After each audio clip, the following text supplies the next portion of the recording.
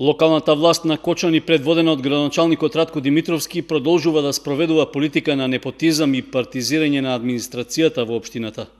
Ова беше речено на пресконференцијата што ја организираше општинската организација на СДСМ од Кочани, а на која зборуваше нејзиниот секретар Ванчо Петрушевски. Тој го обвини првиот човек на локалната самоуправа дека направил унапредување на повисоки функции на некои вработени кои се негови блиски роднини и пријатели или пак се партиски членови на ВМРО-ДПМНЕ.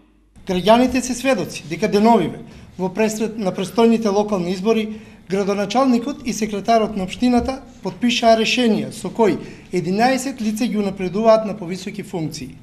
Со новите решенија Димитровски ја унапреди својата снаа во раководител на секторот за планирање и развој, а ќерката на секретарот Петар Апостолов доби статус на советник во оделението за информатика. Слично е и со партиските членови на ВМРО-ДПМНЕ, кои во иднина ќе извршуваат одговорни функции, иако се со краток работен стаж и искуство. Лажни и лицемерни беа ветувањата на Ратко Димитровски дека во локалната администрација ќе опочитува професионализмот и стручноста.